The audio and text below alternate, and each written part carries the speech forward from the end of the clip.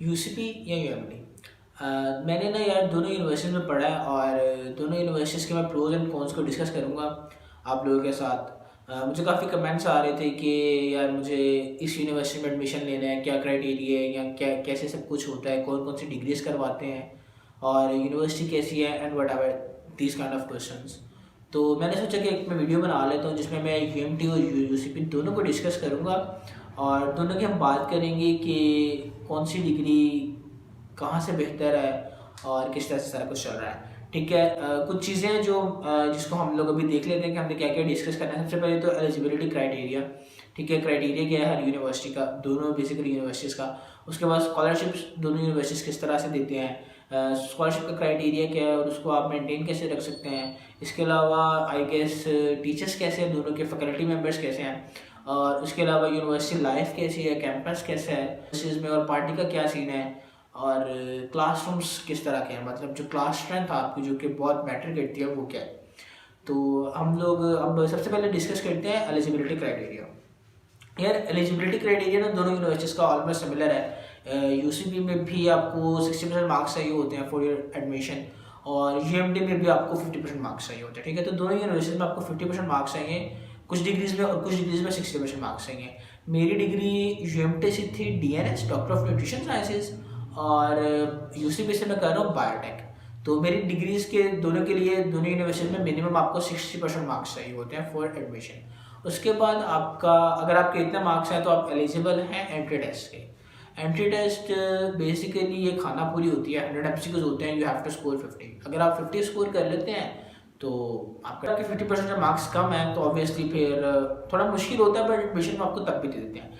अच्छा, अब पहली चीज़ होगी एलिजिबिलिटी क्राइटेरिया, आपका एडमिशन हो गया। आप स्कॉलरशिप अगर मैं यूएमटी की बात करूँ तो वो आपको स्कॉलरशिप देते हैं 75% on 90% marks in examination of FSc. Obviously अगर आपके एफएससी में 90% मार्क्स है तो आपको 75% स्कॉलरशिप मिलेगा। अगर आपके 86% और अबव हैं तो आपको 50% मिलेगा, एंड सो ऑन 30 एंड 25 इनकी 4-5 कैटेगरीज होती हैं, इसके अकॉर्डिंगली आपको मिल जाता है। ठीक है, अब इसको मेंटेन कैसे करना है, ये तो आपके फर्स्ट सेमेस्टर के लिए ना कि फर्स्ट सेमेस्टर में आपको फॉर एग्जांपल 75% स्कॉलरशिप मिल गई है और आपकी 1 लाख फीस थी सपोजिंगली, तो आपका 75,000 बच जाएगा, आपको 25 पे करना पड़ेगा। ठीक है, अब ये तो फर्स्ट सेमेस्टर में हो गया। सेकंड सेमेस्टर में क्या होगा, सेकंड सेमेस्टर में आपको मेंटेन करना पड़ता है अपना जीपीए। जीपीए क्या होता है, जीपीए आपका बेसिकली रिजल्ट होता है फर्स्ट सेमेस्टर का। मैं कोई इतना डीप नहीं जाऊँगा क्योंकि वीडियो फिर लंबी हो जाती है तो फिर कोई देखता ही नहीं है यार।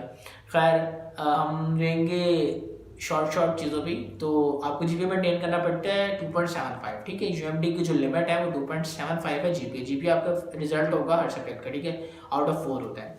उसके बाद अगर मैं यूसीपी की बात करूँ तो यार यूसीपी में स्कॉलरशिप मिल जाती है 100%। अगर आपके 86% मार्क्स है ना एफएससी में तो ये आपको 100% स्कॉलरशिप देंगे, और अगर आपके 81% है तो आपको आई गेस 75% ऑफ मिलेगा, and then 50 and then 25।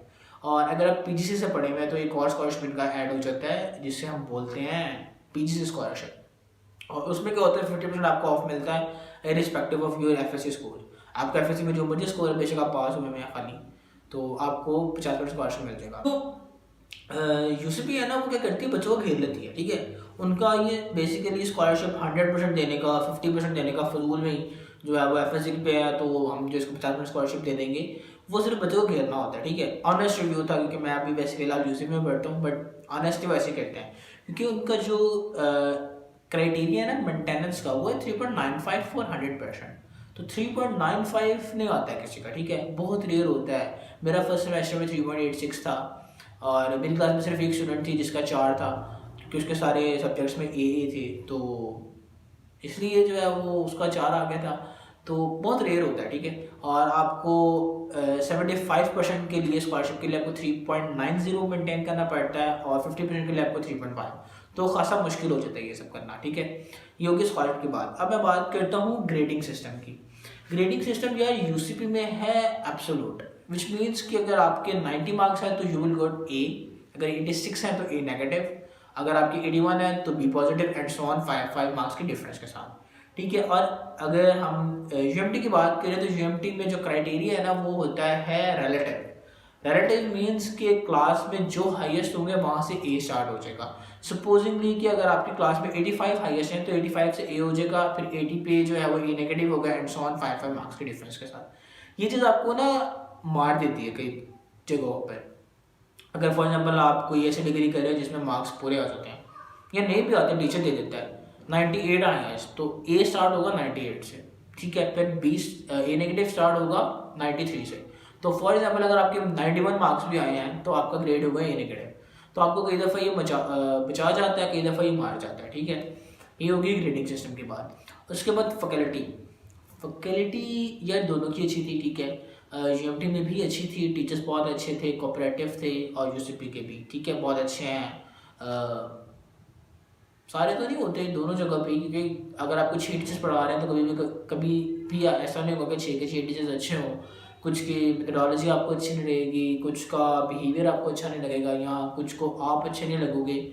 So you know ना कि 6 के 6 टीचर आपको कभी भी अच्छे नहीं मिलते हैं। तो उस हिसाब से तो ठीक था। अब अगर मैं यूनिवर्सिटी में टीचर्स के साथ साथ लैब्स की भी बात करता जाऊँ तो ये यूएमटी में मैंने ये ऑब्जर्व किया कि लैब्स ना होने के बराबर हैं, ठीक है। वही सारी पुरानी चीज़ें पड़ी हुई हैं, उन्हीं पे जो है वो बच्चों को टलखाई जा रहे हैं और मज़ा नहीं आया मुझे, ठीक है। और अगर मैं यूसीपी की बात करूँ तो यार लैब्स हमारी बहुत अच्छी हैं, ठीक है। अगर कोई भी चीज़ आपको चाहिए होती है तो अगर ये एक लैब में सपोज नहीं है तो वो नेक्स्ट लैब से पहले आपकी लैब में आ गई होती है। तो मतलब हमें कोई भी मुश्किल नहीं हुई, बेहतरीन लैब्स हैं हमारी, ठीक है। अब मैं बात करता हूँ कैंपस लाइफ की।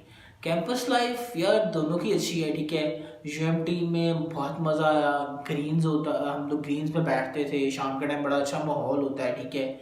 और कुछ लोग खेल रहे होते हैं, मैचेस हो रहे होते हैं गर्मियों में, जो खासकर जो है 5 के बाद जो माहौल होता है उधर मतलब इन्जॉयबल होता है, पीसफुल होता है।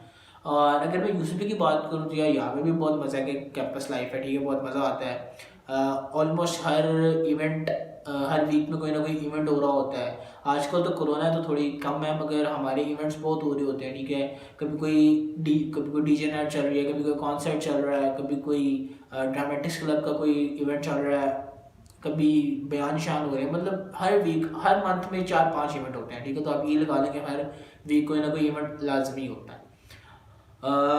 उसके बाद इवेंट्स की बात चल रही है तो मैं बात कर लेता हूँ पार्टी शार्टी की। तो पार्टी शार्टी ये यूएमटी में बहुत कम है, ठीक है।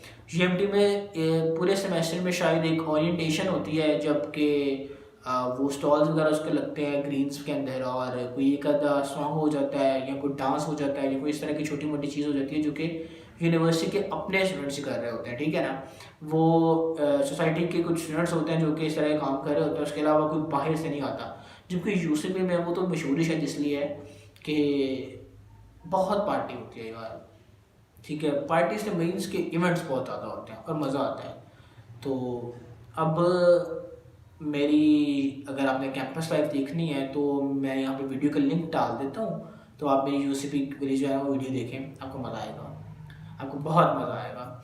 खैर अब अच्छा यार अगर मैं क्लास स्ट्रेंथ की बात कर लूँ ना तो मैं यूएमटी से बहुत ज़्यादा जो है ना वो तंग आ गया था। मतलब तंग नहीं आ गया था, मतलब मुझे वो चीज़ पसंद नहीं है। यूएमटी में क्या होता है कि मोर देन 100 स्टूडेंट्स होते हैं क्लास में आपके, ठीक है। और वो बच्चे आपके क्लासमेट्स नहीं होते। बेसिकली वो किसी भी डिपार्टमेंट के हो सकते हैं। अगर आप बीएस मैथ्स कर रहे हैं फॉर एग्जाम्पल तो आपकी क्लास में बीएस फिजिक्स के बच्चे हो सकते हैं, आपकी क्लास में बीएस केमिस्ट्री के हो सकते हैं, बीएस कंप्यूटर साइंस के हो सकते हैं, और इवन मेडिकल के स्टूडेंट्स भी हो सकते हैं। मतलब अब जब मैं कर रहा था मेडिकल की डिग्री वहाँ से, तो मेरी क्लास में डीपीटी के भी थे, डीएनएस के हम लोग थे, उसके अलावा एमएलटी के थे। तो मतलब जितनी भी वो डिग्रीज करा रहे होते हैं ना वो सब मर्ज होते हैं, फिक्स्ड होता है। अब मैंने बायोटेक में एडमिशन लिया था तो मेरे क्लास में सिर्फ बायोटेक के बच्चे थे और थे भी 50, ठीक है। जब मैंने स्टार्ट किया तो 51 थे। अब मेरा 5th सेमेस्टर जा रहा है और मेरी क्लास में 28-29 बच्चे हैं, और हम लोगों को इसमें मर्ज नहीं किया, हम लोग 2.5 साल से इकट्ठे पढ़ रहे हैं, ठीक है। ना हमारे क्लास में कोई आया है ना हमारे क्लास से कोई गया है। तो ये चीज़ बेस्ट है। एक तरह से ये भी है कि यार डाइवर्सिटी नहीं मिलती आपको लिंक्स नहीं बनते इतने ज़्यादा। मतलब अच्छी भी है और बुरी भी है। अब आप लोगों ने, मैंने शुरू में कहा था कि प्रोज एंड कॉन्स में दोनों यूनिवर्सिटीज़ का बताऊंगा, तो आप लोगों ने डिसाइड करना है कि कौन सी यूनिवर्सिटी आपके लिए फिट है। मैंने आई गेस सारी चीज़ें डिस्कस कर ली है। अगर फिर भी मैं कोई चीज़ भूल गया और कुछ आप पूछना चाहें तो ऑब्वियसली आप कमेंट बॉक्स में मुझसे पूछ सकते हैं, मैं जवाब दे देता होता हूँ। बाकी आप लोगों ने मुझे बताना है कि आप कौन सी यूनिवर्सिटीज़ में फिट आ रहे हैं, ठीक है। और वहाँ पे आप एडमिशन लें, इंशाल्लाह दोनों यूनिवर्सिटीज़ अच्छी हैं। अगर वीडियो पसंद आई है तो यार इसको लाइक कर दें, चैनल को सब्सक्राइब कर दें और शेयर कर दें। Thank you.